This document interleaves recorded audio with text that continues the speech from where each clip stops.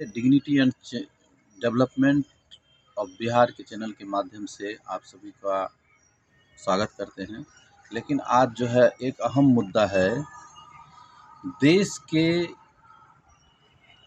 गणतंत्र को ना मानना, देश के संवैधानिक ढांचा, संवैधानिक विभागों का अवहेलना करना, कोई मुख्यमंत्री का अपने आप को बड़ा समझना, अपने आप को संविधान की दुहाई देने वाले संविधान को के ही कार्यों को नकारना, संविधान के ढंग से चलने वाली कार्यों को नकारना। तो आज का शीर्षक है, ममता दीदी पे पड़ गया भारी ईडी।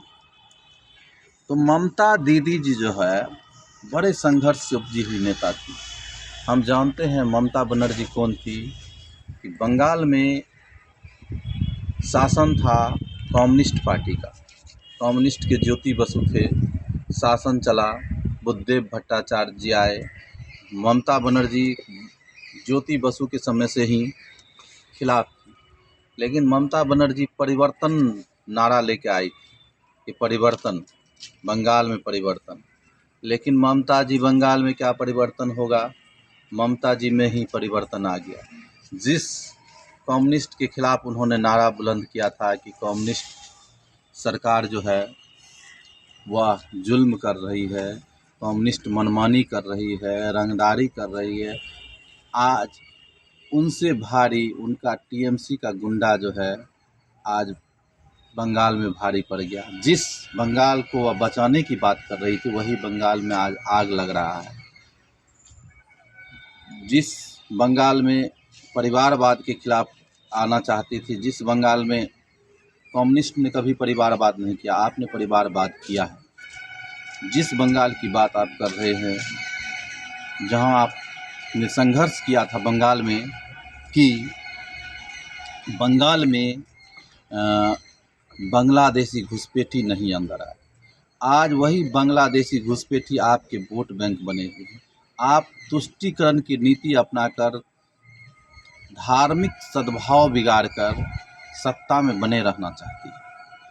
आपके राज्य में कोयला घोटाला होता है, आपके यहाँ ईडी का छापा पड़ता है और आप जो है फाइल लेने के लिए पहुंच जाते हैं।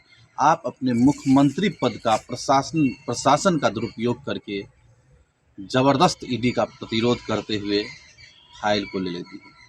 आखिर उस फाइल में क्या था जो आपको इतना बड़ा कदम उठाना पड़ा कि आप जो है ईडी जैसे महत्वपूर्ण संवैधानिक ढांचे के विभाग को, जो सरकार की केंद्रीय एजेंसी थी, वो उसमें आपका कौन सा चोर छिपा हुआ था, कौन सा भ्रष्टाचार का उसमें इंडिकेशन था, उसमें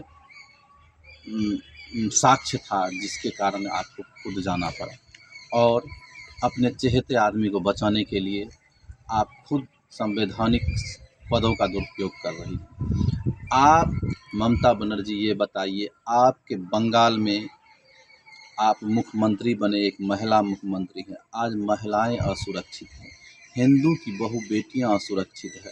आज भी जयराम नाम के एक व्यक्ति का आज भी हिंदू समझ के कुछ उग्र लोगों ने, उग्र भीड़ों ने, जो कि मुस्लिम समाज के थे, आज आपके यहाँ दंगे पे दंगे हो रहे हैं, आपके यहाँ बलात्कार पर बलात्कार हो रहा है।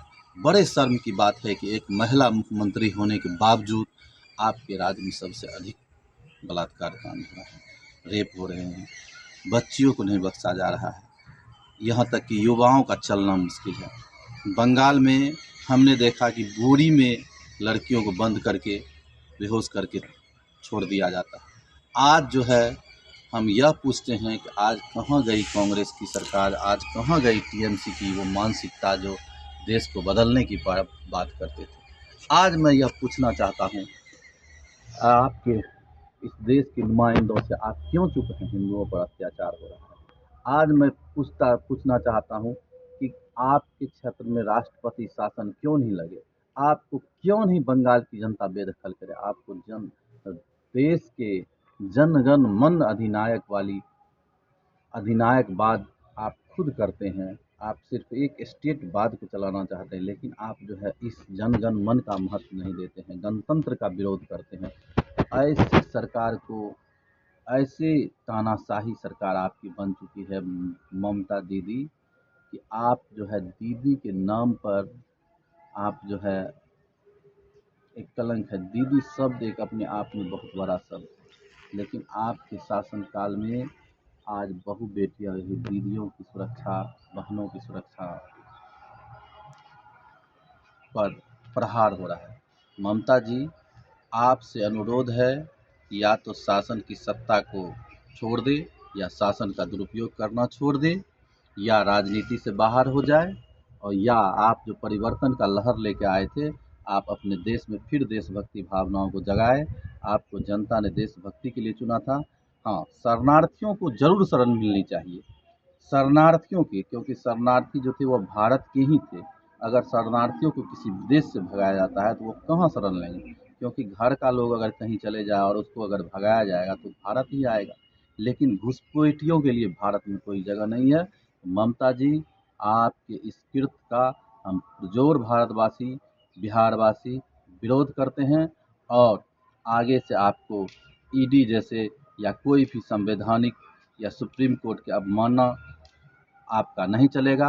और देश के प्रधानमंत्री से, राष्ट्रपति से यह अनुरोध करते हैं कि बंगाल जैसे राज्यों को सबक सिखाने की ज़रूरत है। बंगाल में ऐसे सरकार को सबक सिखाने, बंगाल राज्य को नहीं, बंगाल के ऐसे सरकार को सबक सिखाने की ज़रूरत जो निरंकुश हो चुकी है। इसी के साथ मेरे डिग्निटी एंड डेवलपमेंट चैनल पर बने रहेंगे। आपके साथ मैं रोशन गांधी अपडेट देता रहूँगा आगे भी। इलेक्शन पर्पस में भी, बंगाल में इलेक्शन है, महाराष्ट्र में नगर निगम की इलेक्शन है। नगर निगम के इलेक्शन में एक ओबीसी जो है वह मुद्दा उठा रहा है कि हिजाब वाली मेयर बनेगी। तो ऐसे लोगों का विरोध करे, ऐसी पार्टियों का समर्थन नहीं करे जो सांप्रदायिक उन्माद फैलाते हो। इसी के साथ जय हिंद। मेरे चैनल को सब्सक्राइब करें, पहली बार है तो चैनल को शेयर करें, कमेंट दे, अपने विचार व्यक्त करें। जय हिंद, जय भारत।